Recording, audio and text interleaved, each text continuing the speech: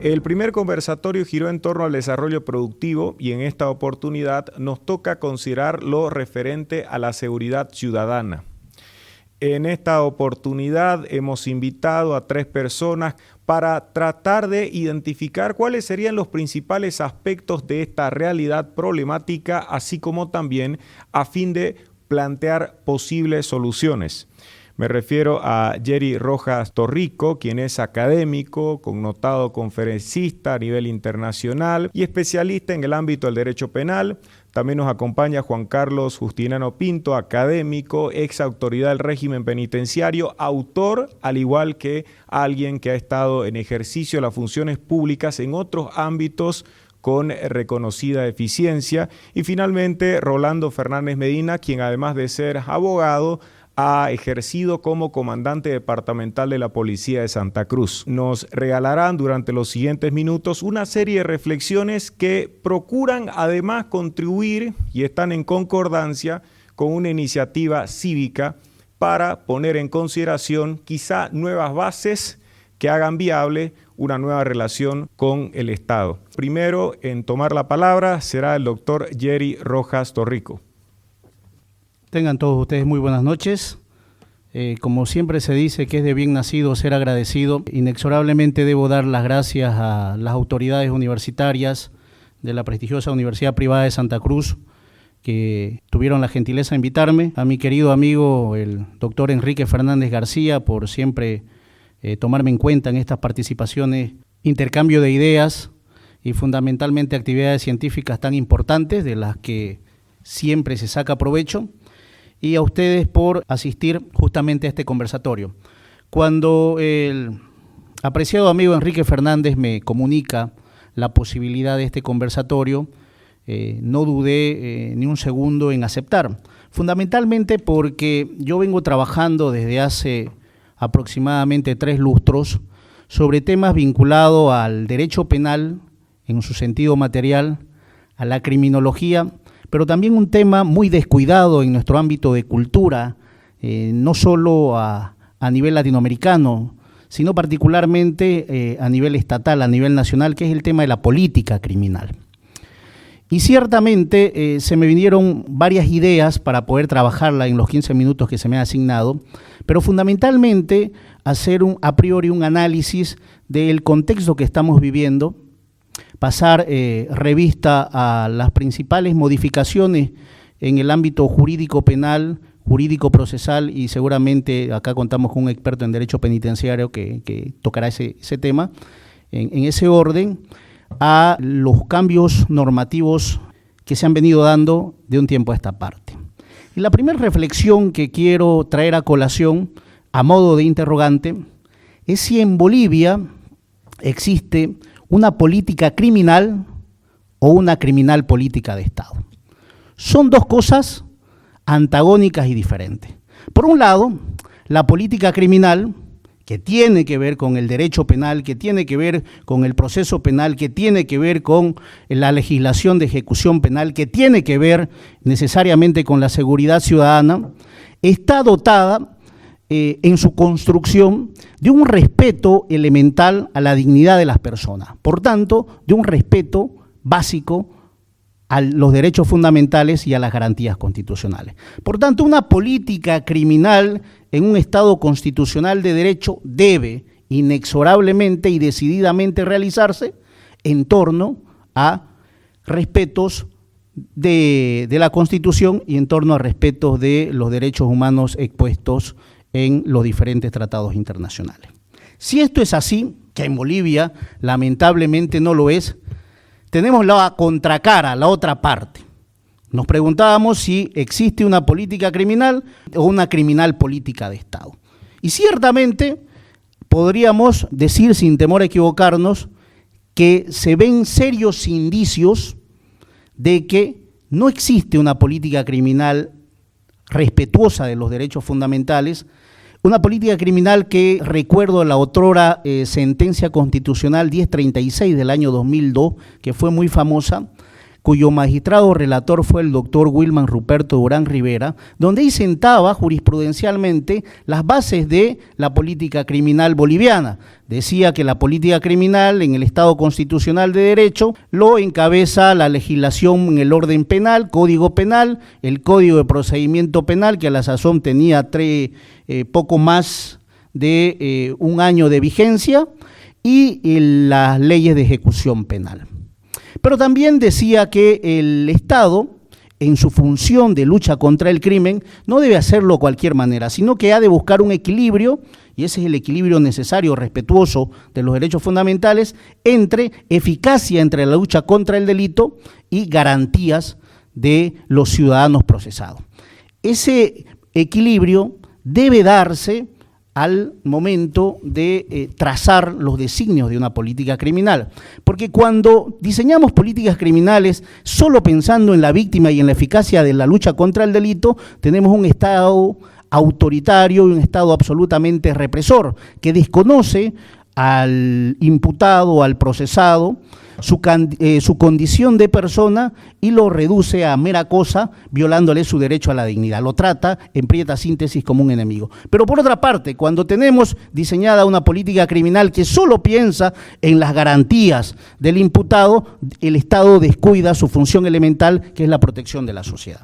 Esto como preámbulo. En ese vaivén se han desarrollado un sinnúmero de teorías que van desde el expansionismo penal, vale decir, hay una legislación penal que bien podría denominarse como una hiperinflación punitiva, vale decir, se pretende que todos los problemas sociales y de la vida del hombre va a ser solucionado por medio del derecho penal. El derecho penal vendría a ser una especie de varita mágica que con el acuñamiento de delitos, la tipificación de delitos, solucionaríamos nuestros problemas sociales. Cualquier problema se reduce a que un político trasnochado empiece a pedir mayor cantidad de penas, ¿no? Desde aquellas penas que entran dentro del marco constitucional hasta otras violatorias flagrantemente de derechos humanos, castraciones químicas, cadenas perpetuas, condenas revisables permanentemente, entre otras muchas. Eso lo que se denomina el expansionismo penal. Y luego tenemos también el derecho penal del enemigo, que es un tratamiento diferenciado entre los ciudadanos y los enemigos. Al derecho penal del enemigo se reprime al enemigo, se castiga, se investiga, se procesa al enemigo sin reconocerle, ¿no?, o mermándole sus derechos fundamentales y particularmente procesales, ¿no? Entonces, la garantía del debido proceso no le asiste, como en otros casos normales, a estas personas que son catalogadas como enemigos. Y por otra parte tenemos también el derecho penal simbólico. Y yo creo que Bolivia, haciendo un análisis de la cuestión, en Bolivia este derecho penal simbólico ha adquirido carta de ciudadanía. Cualquier problema que surge en nuestra vida social, problemas vinculados al mayor aumento de criminalidad organizada, al mayor aumento de drogas, al mayor aumento de las tasas de violación, se pretende solucionar aquello incrementando penas, y cuando la solución justamente, problemas de corrupción, no va por el incremento de penas, sino por otros diseños incluso de políticas públicas. Recordemos que un profesor alemán, el profesor Frank von Liszt, decía que la mejor política criminal es una buena política social. Entonces, la política criminal en un Estado constitucional de derecho debe ir precedida necesariamente de las funciones de políticas sociales que un Estado debe dotarle a su ciudadanía. Entonces, el derecho penal simbólico es una especie de mayor cantidad de punición, mayor cantidad de tipificación de delitos, mayor cantidad de sanción de leyes penales para dar una especie de tranquilidad a la sociedad, ¿no?, para demostrar a los medios de comunicación que algo se está haciendo. Y claro, como lo más fácil y por tanto lo que resulta menos, en términos económicos, menos costoso, es dictar leyes, pues se van dictando leyes y el legislador se convierte en un ser irracional que va defecando leyes penales particularmente. Bueno, en este contexto se vislumbra el ejercicio del poder punitivo en Bolivia, entre un derecho penal simbólico, entre un derecho penal del enemigo y entre un expansionismo penal en cuanto a la sanción de normas. Lo que conlleva muchas veces a lo que se denomina el populismo penal. Presentación inconstitucional de supuestos delincuentes, intervención en supuestas factorías donde no encuentran a ningún narcotraficante, van cayendo las personas que supuestamente era su deber cargar las maletas o las cajas en un aeropuerto. Entonces, ¿para qué? Para popularmente decir que se está persiguiendo frente al delito y mostrar cierta eficacia y tapar evidentemente tremendos actos de corrupción y vinculados a criminalidad organizada. Ese, en prieta síntesis, sería el populismo penal y el estado de cosas, entre otras muchas que seguramente se dirán, de nuestra política criminal y el ejercicio del poder punitivo en la práctica en Bolivia. Bien, se me dijo que también podría sugerir algunas cosas, algunas ideas esenciales en torno a qué se puede hacer, qué cambiar. Si tenemos un Estado que nos ha abandonado en materia de seguridad ciudadana, si tenemos instituciones departamentales en el orden departamental y municipal cuyo Estado le ha tenido que subrogar las competencias en torno a seguridad ciudadana, ¿cuál sería una solución o cuáles serían las recomendaciones? Yo creo que un punto interesante a discutir con constitucionalistas y expertos en derecho autonómico, acá mi querida amiga la doctora Carolina Ortúzar está, le agradezco la deferencia en venir, es la creación de la Guardia Departamental o cualquier otro nombre análogo, con funciones de prevención del delito. Es un tema bastante importante, evidentemente hay unas prohibiciones legales, pero sí es un tema que necesariamente se debe analizar en este espacio y en otros espacios. Luego, otro tema importante también es, aparte de la Guardia Departamental, ver el canon de constitucionalidad y la posibilidad de legislar a nivel departamental una ley, otrora en España se denominaba la ley de vagos y vale entretenidos o la ley de ociosos, ¿en torno a qué? A que como política social estas personas puedan recibir ayuda, puedan reinsertarse a la sociedad, puedan estudiar, continuar sus estudios, y para eso no necesitamos ni reforma constitucional ni reforma legal, es una manera perfecta de prevenir delitos. Necesitamos también, evidentemente, creo yo, legislación que gire en torno a las contravenciones y faltas, ¿no? Al derecho administrativo sancionador y al derecho administrativo preventivo.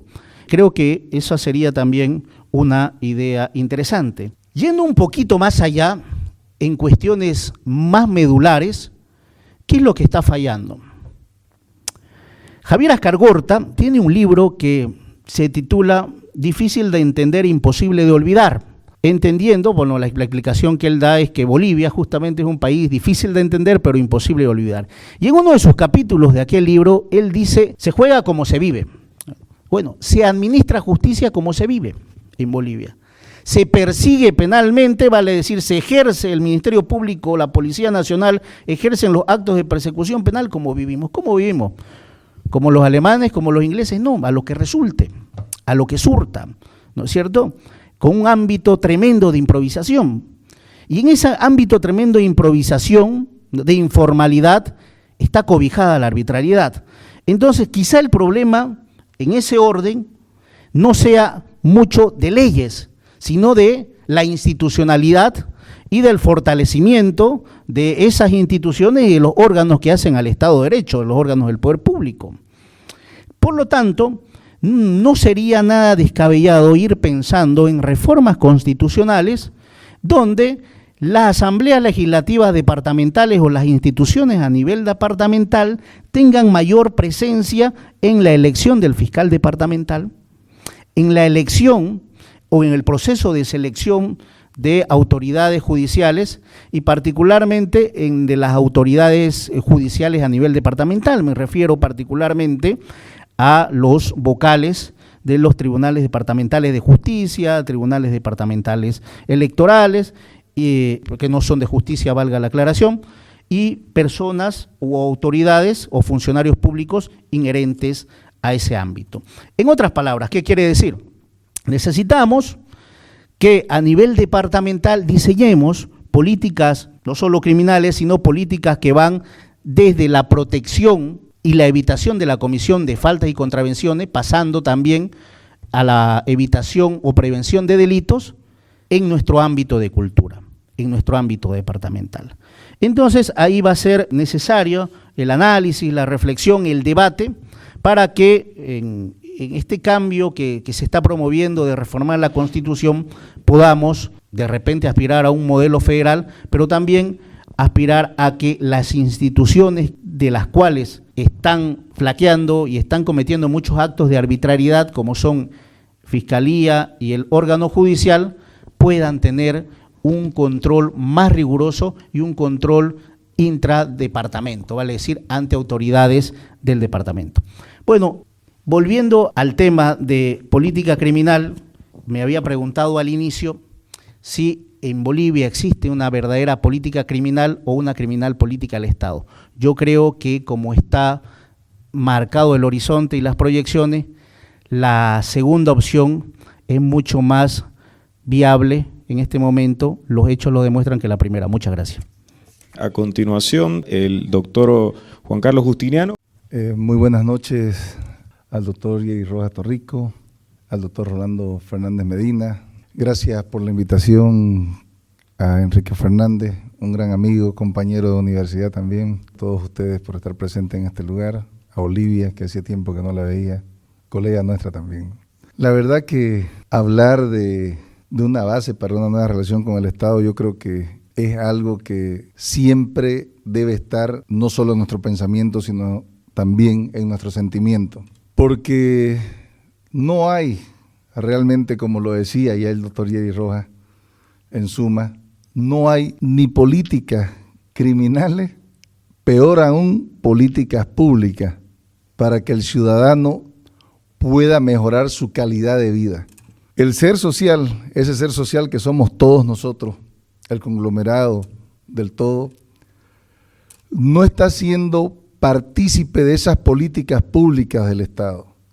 Por lo tanto, el ser social llega a crecer con una conciencia social, y hablemoslo, aunque duela mucho, de la corrupción y del delito. No tiene una conciencia social de lo moral y de lo ético, sino más se apega a la corrupción y al delito. Y cuando nosotros nos vamos y vemos dentro de lo que es la administración de recintos carcelarios, a mí me agrada mucho y siempre le comento a mi esposa, soy un admirador, si yo tuviera que irme a un lugar a vivir, le digo, no me importa que hayan puros árboles, es Finlandia. Porque el modelo finlandés realmente ha demostrado una evolución bárbara en cuanto a sistema penitenciario. Pero no lo ha hecho solamente con el sistema penitenciario, lo ha hecho en base a algo que no tenemos en Bolivia. Y perdónenme, educación. Educación. En Bolivia lo que falta es educación, y muchas veces los educadores nos volvemos cómplices del Estado por no educar a los jóvenes que tenemos en las aulas, y hablo de esto en los estudiantes, y es más, también a veces en los universitarios.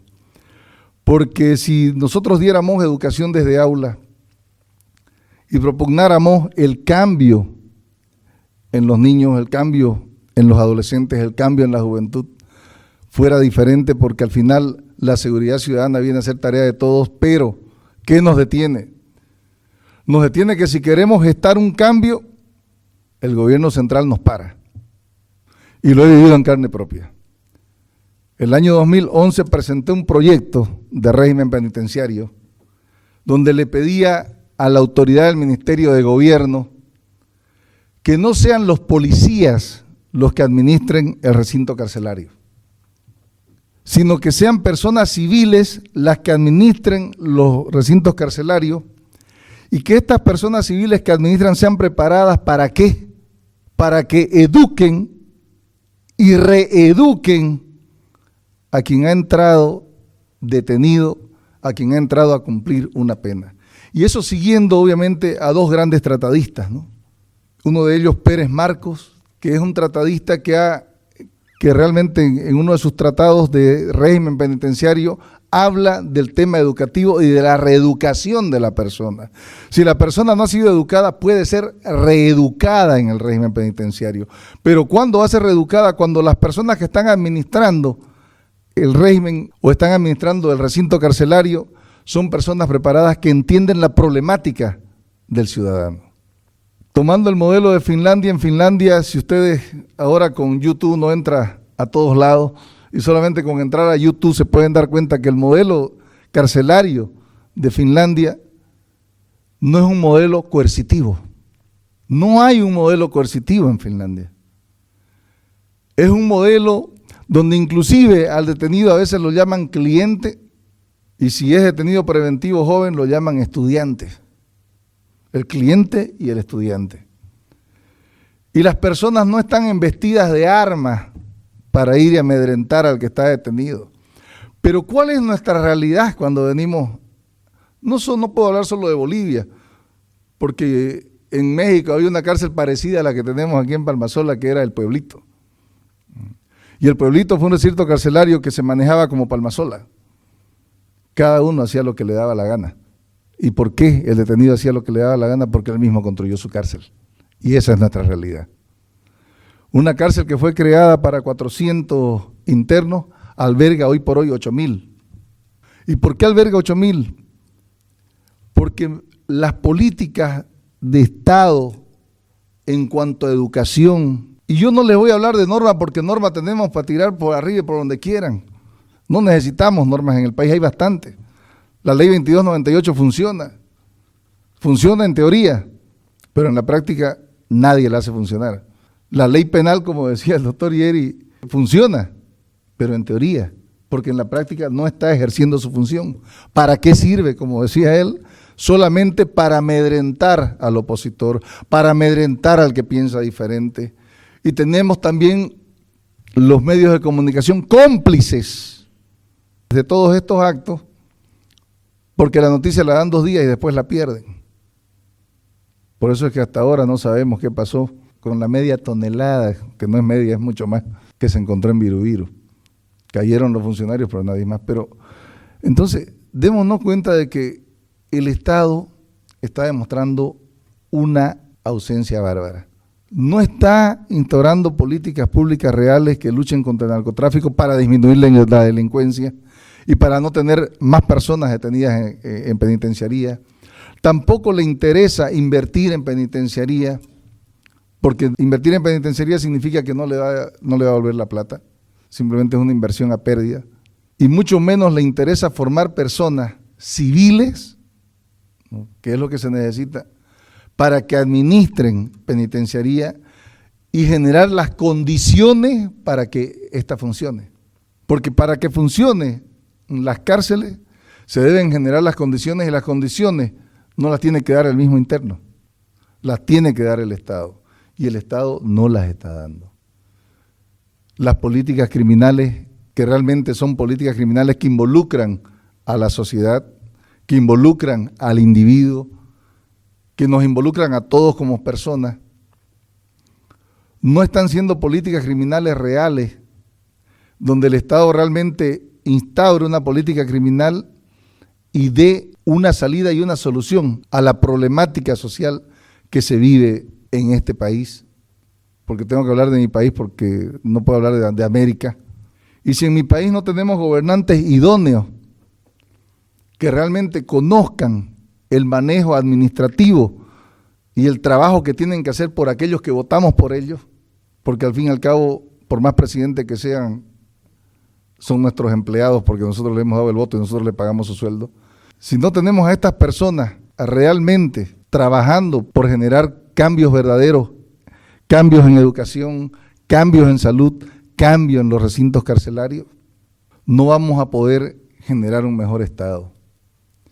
Yo siempre he sido un pensador, quizás un soñador, sé que muchos me van a cortar la cabeza por esto, pero no importa, de que Santa Cruz tiene que ser un Estado federal. Federal porque yo creo que tenemos acá personas idóneas que pueden generar, realmente pueden generar políticas públicas internas para nuestro departamento, gestando ese cambio. ese cambio que necesita realmente el ciudadano. Si bien es cierto ir a visitar una cárcel en este tiempo, la verdad que es una barbaridad porque de entrada nomás ya lo asaltan a uno hasta dentro de la misma cárcel, porque están los famosos trufis que le piden $1 y se le abollan y quieren $1, $2, ¿no? Entonces, y los policías llegan hasta la verja. ¿Por qué? Porque los internos no le tienen respeto. ¿Y por qué no le tienen? Por algo debe ser, pues, ¿no? Entonces, yo creo que si queremos estar un cambio en la sociedad, queremos estar un cambio en penitenciaría y un cambio real en cuanto al sistema político, primero debemos enfrentar una lucha, y esa lucha tiene que ser ver un Santa Cruz federal. Y más allá de implementar esa lucha, tratar de que dentro de las propuestas y dentro de lo que se pueda proponer, que ya los recintos carcelarios no sean atendidos por personas de uniforme o policía, sino por personas civiles. Y estoy muy de acuerdo en que también, así como hay policías en las calles, se debe crear una policía hecha por ciudadanos. Esa es mi propuesta y es todo cuanto tengo que hablar en cuanto a régimen penitenciario. Muchas gracias. Por favor, Rolando Fernández. Un saludo a nuestros queridos amigos con los cuales compartimos este conversatorio. Un agradecimiento a Enrique, mi buen amigo, por la invitación. Y un saludo a todas las damas y a todos los amigos que están presentes. Hablar de la policía en nuestro país es complicado, muy complicado. Es un tema muy grande que abarca muchas funciones. La parte que ha presentado el doctor Rojas, por ejemplo, es muy importante. La política criminal es el norte que debe seguir un país en cuanto a la actividad delictiva. El caso de nuestro querido amigo también, porque ¿qué son las cárceles en Bolivia? Son mazmorras totalmente descontroladas, donde presos y policía comparten casi la misma suerte, siendo de que el preso es el enemigo natural del policía, pero sin embargo en la cárcel están, de repente estoy exagerando, casi confundidos. Es una pena, pero hay que desnudar estos problemas. Pero respecto a la policía, voy a tratar de ser sintético a pesar de que este tema tiene muchos aristas, preguntándome y preguntándoles a ustedes, ¿qué criterio tiene la ciudadanía en Santa Cruz sobre la policía boliviana? Creo que todos vamos a coincidir en la respuesta. Las mismas encuestas que vemos casi diario ratifican qué es la policía boliviana, particularmente en Santa Cruz. Es una institución represora, es una institución repudiada por el ciudadano cruceño en particular. Yo lo que quiero aclarar que mi posición como ex servidor público y ahora como ciudadano trata de ser equidistante, equilibrada.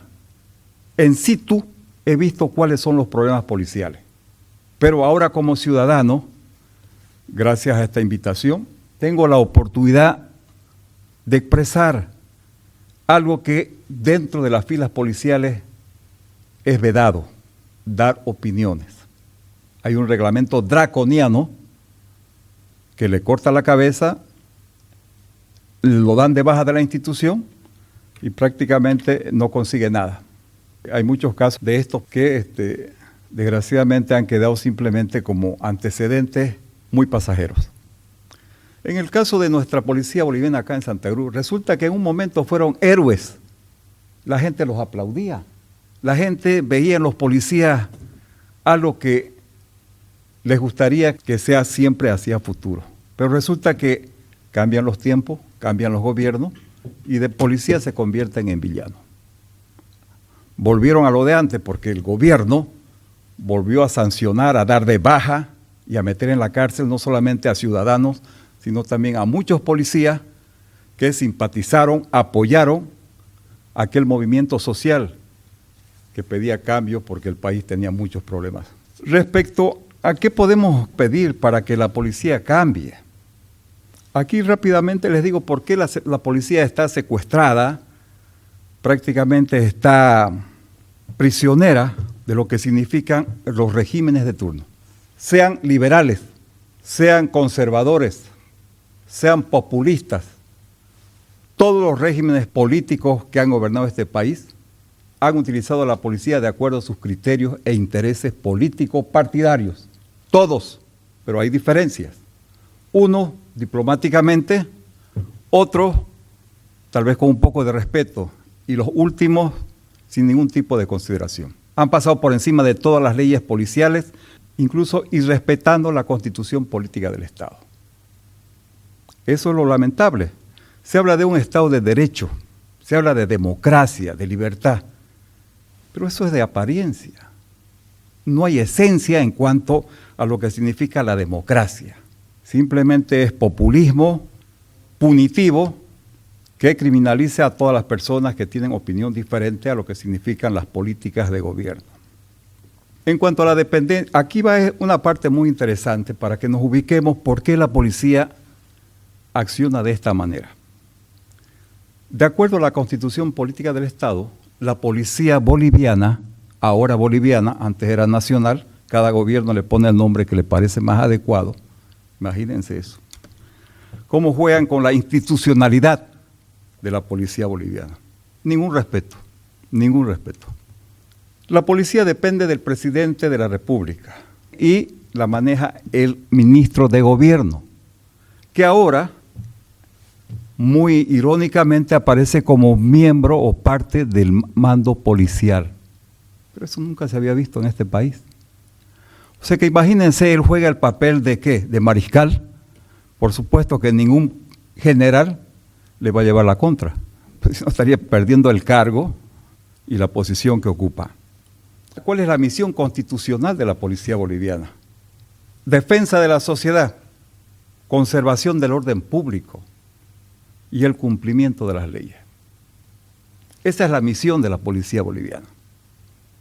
De acuerdo a las competencias que establece el Estado, la policía forma parte de aquellas competencias que se llaman privativas, o sea que el gobierno, no el Estado, el gobierno es el propietario de la policía boliviana y como dijo la primera ministra de gobierno del señor Morales, no me acuerdo el apellido, que la policía era de ella cuando hubieron los altercados con el nuevo gobernador, el señor Costa. Entonces, automáticamente se rompe la relación policía-gobernación.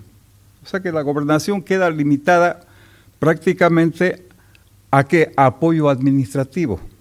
Como decía anoche Paula Weber, que es secretaria de Seguridad Ciudadana, el nuevo sistema de la Ley de Seguridad Ciudadana, la 264 del 2012, ha impuesto el 10% del presupuesto que manejan en los municipios y gobernaciones grandes de más de 100.000 habitantes, del 10%. O sea que el Estado está soslayando todo aquello que significa su responsabilidad.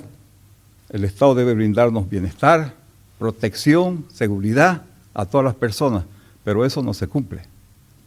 Acá, del poco dinero que llega a nuestro departamento, todavía el gobierno se toma el 10% para cumplir con las funciones de seguridad ciudadana, que son un fracaso.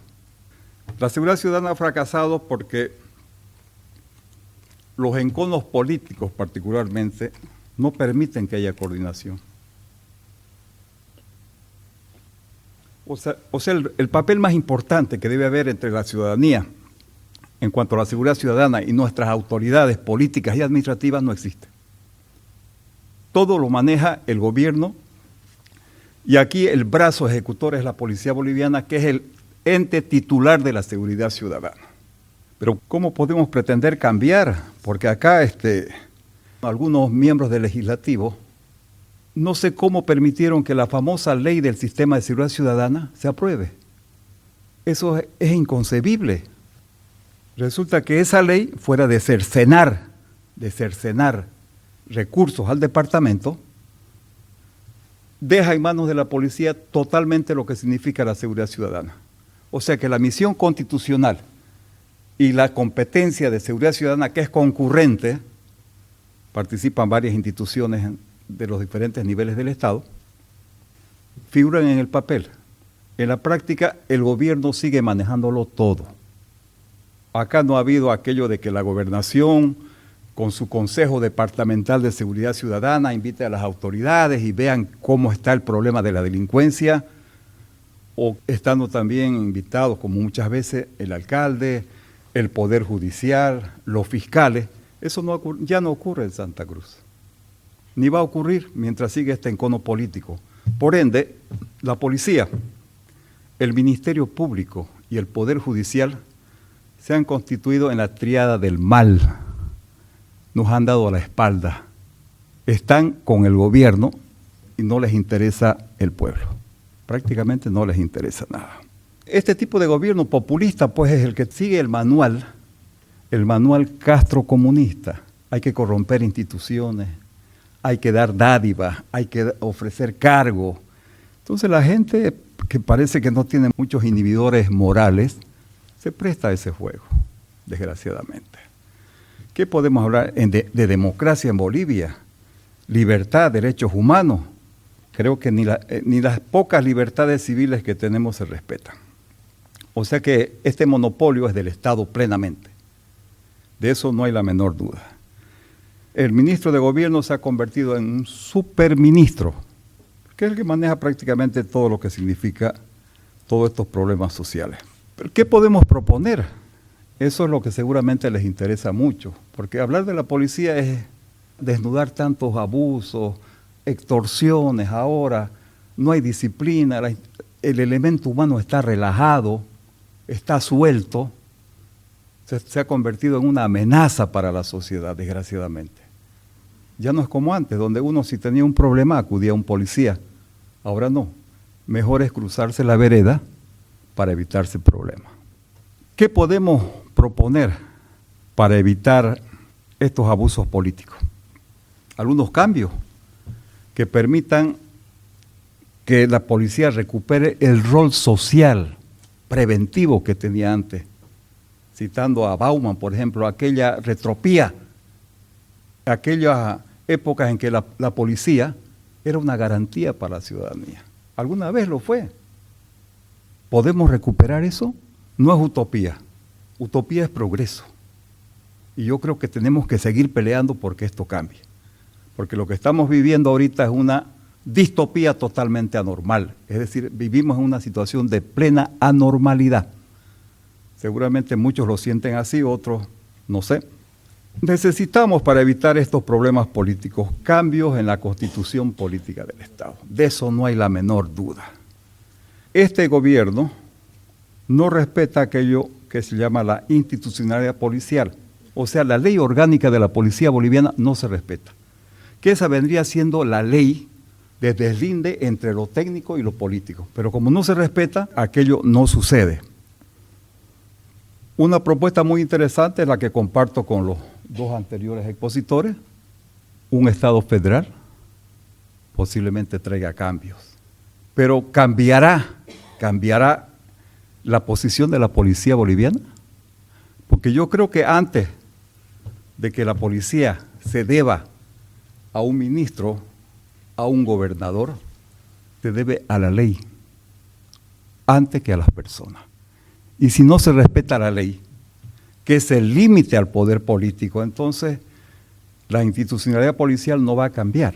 No va a cambiar porque resulta ser que es la institución más indefensa ante el poder político y la más peligrosa ante la sociedad. Qué ironía. Eso es lo que vemos en la realidad ahora. Pero fuera de cómo han hecho las otras policías, porque muchos se preguntarán, ¿por qué la policía boliviana es retrógrada, ha quedado prácticamente desfasada, no cumple con sus funciones? ¿Cómo han hecho otros países? Bueno, para empezar, se respeta el Estado de Derecho, las libertades políticas, los derechos políticos, la democracia, la igualdad de las personas, cosa que no sucede ahora. En algunos países de Europa mayormente han logrado una figura que es trascendental en el cambio de una institución, la sindicalización. Pero una sindicalización en base a una ley nacional, porque la sociedad no va a defender a la policía, los gobiernos menos. Entonces la policía tiene que crear mecanismos de autodefensa, sería la institución que defienda a los miembros que la integran. Eso se ha logrado en Europa y acá en los países vecinos también la mayoría de las policías son sindicalizadas. No es nada nuevo, pero en nuestro país parece que fuera un tabú. Hay un artículo en la Constitución, cuando habla del régimen policial, que dice que la policía no delibera. Eso hay que cambiarlo. ¿Por qué no podemos deliberar o no pueden deliberar los policías? La policía está conformada por personas civiles uniformadas, no son militares. ¿Cuál es la traba para que no pueda haber un sindicato policial que defienda sus derechos? Es algo que hay que, de alguna manera, reformar en la Constitución política del Estado. Fuera del sindicato policial, que se tendría que llamarse, ¿qué podríamos pensar? Hay que tener un defensor policial, porque resulta que los abusos entre los superiores y los subalternos es de todos los días. Hay una oficina, una dirección nacional en la policía boliviana que se llama Dirección Nacional de Derechos Humanos. ¿Qué les parece? Pero esa oficina se maneja administrativamente. O sea que para que se sancione a un superior es muy difícil, porque el poder lo tiene el superior, no el subalterno. Entonces, ese tipo de denuncias no van a tener ningún resultado favorable. La institución policial posiblemente sea una de las instituciones que más infringe los derechos humanos, y también no solamente del ciudadano, sino también los derechos del policía. De eso no tenga la menor duda. Otra posibilidad es, reiteramos, el Estado federal. ¿Cómo hacemos para diferenciar la misión constitucional de la policía boliviana y lo que significa la competencia de la seguridad ciudadana? La primera es una competencia totalmente privativa del Estado, del gobierno, porque estas instituciones son del Estado, no son del gobierno. Y la otra, la seguridad ciudadana, que es una competencia concurrente. En el papel debían participar otras instituciones fuera del nivel central, como la gobernación, alcaldías, instituciones desconcentradas campesinas, etcétera. Pero no ocurre eso. Resulta que todos los medios que otorgan las gobernaciones, las alcaldías, para seguridad ciudadana, todos esos medios se utilizan para reprimir al pueblo. ¿Alguien ha controlado qué hacen con los vehículos, con tantos vehículos que se dan en diferentes gestiones? ¿En qué se usan esos vehículos? ¿En reprimirnos con nuestro propio dinero? Pero qué lamentable, ¿no? Esto hay que verlo con claridad y yo tenía que decirlo algún día, porque ahora tengo la oportunidad. Esto nunca pude decirlo, porque estaba metido en una institución vertical, totalmente vertical, donde la democracia no existe. No existe la democracia. No tienen la menor intención de manejar una institución por lo menos linealmente, sino todo es vertical. Pero fuera de estas sugerencias para evitar abusos policiales, la sindicalización, el defensor policial, ¿qué debemos pensar además sobre el hombre policía? ¿Cuál es la formación del hombre policía? El actual perfil del hombre policía no reúne las condiciones básicas para cumplir las funciones policiales o de seguridad. Hemos perdido o no tenemos mucha profesionalidad, no hay gente experta en estos campos, no hemos capacitado al personal o simplemente lo tenemos para ser expertos en cuestión de disolver manifestaciones sociales. Que por ahí creo que esta debe ser una de las policías más expeditas en ese campo, ¿no? En la cuestión del uso de gases y todo aquello. Decíamos que hay que buscar un nuevo perfil del hombre policía. Y esto empieza por la selección, reclutamiento de los mejores postulantes, aquellos que tengan actitud, vocación de servicio. No aquellos postulantes que entran por la ventana a recomendación del ministro, del diputado, del senador, del político, del amigo, del paisano, del compadre y cosas por ese estilo. He visto esta situación y algunos padres de familia me llamaron cuando estaba en La Paz. ¿Por qué a los hijos de muchos cruceños los rechazaron? No había cupo, claro, había que darle cupo a la gente que venía con recomendaciones, lastimosamente.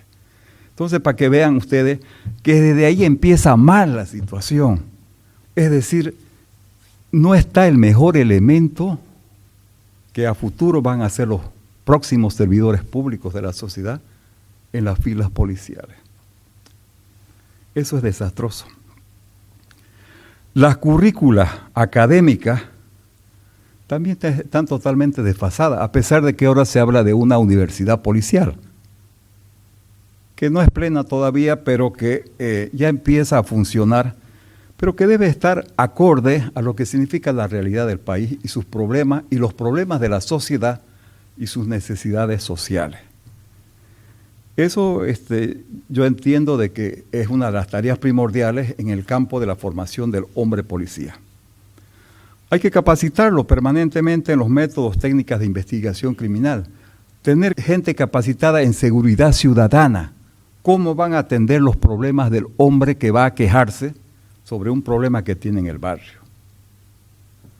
Pero para pensar en todo ello, también debemos ver la cuestión socioeconómica del hombre policía. ¿Alguna vez ustedes se han preguntado cómo vive un policía? Yo les voy a decir en una sola palabra: vive mal. Vive prácticamente con una remuneración que no es digna. Una de las tareas más difíciles que puede realizar una persona en su vida, o en su profesión, o en su actividad, es cuidar a sus pares. En el caso de las cárceles, por ejemplo. Cualquier momento un delincuente lo va a matar al policía si se descuida, porque son enemigos naturales, no son amigos. Tal vez están corriendo un infortunio, pero no son amigos. Entonces necesitamos que el hombre policía tenga una buena remuneración, digna para vivir por lo menos modestamente, que su sueldo no le llegue o no le alcance para 15 o 20 días y después tenga que cometer irregularidades para por lo menos parar la olla, ¿no? Para que a los hijos no les falte el pan o una comida al día. Otro gran problema es el de la jubilación. Imagínense ustedes, con una remuneración tan baja, ¿qué jubilación digna puede tener un hombre policía? Resulta que en el caso de los policías y la administración pública, que también es víctima de todos estos problemas, el policía se jubila con el 60% de su sueldo, y el sueldo es bajo, porque es en base a la remuneración. Pero resulta que en nuestro país hay instituciones parasitarias o cuasi parasitarias que tienen unos sueldos que sobrepasan los 20 y 30 mil bolivianos. Bueno, un ejemplo claro es de los señores que van a una casa que se llama Casa Grande, creo, a dormir y a levantar la mano. Yo no sé por qué ganan tanta plata. Y el hombre que está en la calle, el hombre que nos tiene que cuidar, resulta que es una persona que está en unas condiciones socioeconómicas muy degradantes. En eso también hay que pensar cuando hablamos de la policía. No solamente veamos sus errores, sus abusos, la represión.